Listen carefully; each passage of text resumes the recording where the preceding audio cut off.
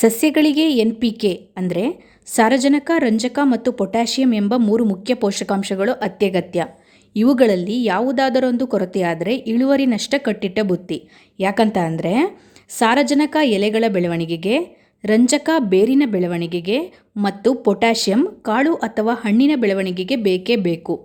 ಈ 3 ಪೋಷಕಾಂಶಗಳಲ್ಲಿ ರೈತರು ನಿರ್ಲಕ್ಷ್ಯ ಮಾಡುವಂತಹ ಅತಿ ಮುಖ್ಯವಾದ ಪೋಷಕಾಂಶ ಅಂತಂದರೆ ಅದು ಪೊಟ್ಯಾಷಿಯಂ.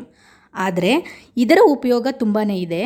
ಪೊಟ್ಯಾಷಿಯಂ ಪ್ರಮುಖ ಪೋಷಕಾಂಶವಾಗಿರೋದ್ರಿಂದ ಇದು ಸಸ್ಯಗಳಿಗೆ ಅಧಿಕ ಪ್ರಮಾಣದಲ್ಲಿ ಬೇಕಾಗುತ್ತೆ.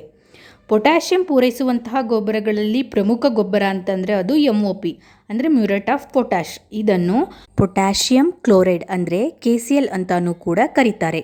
ಇದು ಕೆಂಪು ಬಣ್ಣ ಮತ್ತು ಬಿಳಿ ಬಣ್ಣದಲ್ಲಿ ಸಿಗುತ್ತೆ. ಈ MOP ಗೊಬ್ಬರದಲ್ಲಿ 60% ಪೊಟ್ಯಾಷಿಯಂ ಪೋಷಕಾಂಶ ಇರುತ್ತೆ. ಅಂದರೆ 100 kg MOP ಗೊಬ್ಬರದಲ್ಲಿ 60 kg ಪೊಟ್ಯಾಷಿಯಂ ಪೋಷಕಾಂಶ ಇರುತ್ತೆ ಅಂತ.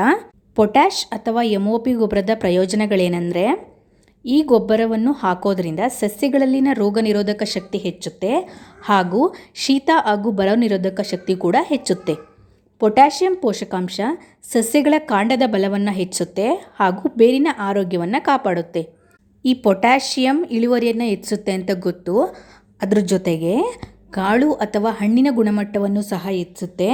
ಇದು ಹಣ್ಣು ಅಥವಾ ಕಾಳಿನ ಬಣ್ಣ ಮತ್ತು ಗಾತ್ರವನ್ನು ಕೂಡ ಹೆಚ್ಚಿಸುತ್ತೆ. ಪೊಟ್ಯಾಷಿಯಂ ಸಸ್ಯಗಳಲ್ಲಿ ನೀರು ಮತ್ತು ಪೋಷಕಾಂಶಗಳ ಚಲನೆಗೆ ತುಂಬ ಸಹಾಯಕವಾಗಿರುತ್ತೆ.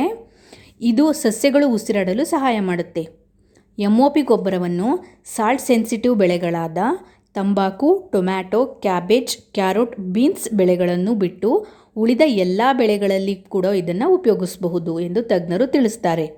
ಇದನ್ನು ಮುಖ್ಯವಾಗಿ ಕಬ್ಬು, ತರಕಾರಿಗಳು, ಹೊಲದ ಬೆಳೆಗಳು ಮತ್ತು ಹಣ್ಣಿನ ಬೆಳೆಗಳಲ್ಲಿ ಇದನ್ನು ಉಪಯೋಗಿಸ್ತಾರೆ. MOP ಗೊಬ್ಬರವನ್ನು ಹಾಕುವಾಗ ಮಣ್ಣಿನಲ್ಲಿ ಸ್ವಲ್ಪ ತೇವಾಂಶವಿರಬೇಕು. ಗೊಬ್ಬರ ಹಾಕಿದ ನಂತರ ಸ್ವಲ್ಪ ನೀರು ಹಾಯಿಸಬೇಕು. ಶಿಫಾರಸ್ಸಿಗಿಂತ ಹೆಚ್ಚಾಗಿ ಅಥವಾ ಒಣ ಮಣ್ಣಿಗೆ ಪೊಟ್ಯಾಷ್ ಕೊಡೋದ್ರಿಂದ ಗಿಡಗಳು ಸುಟ್ಟು ಹೋಗುವಂತಹ ಸಾಧ್ಯತೆ ಹೆಚ್ಚಿರುತ್ತೆ. ಈ ವಿಡಿಯೋ ನಿಮಗೆ ಇಷ್ಟವಾದರೆ ವಿಡಿಯೋವನ್ನು ಲೈಕ್ ಮಾಡಿ, ಶೇರ್ ಮಾಡಿ. ಧನ್ಯವಾದಗಳು.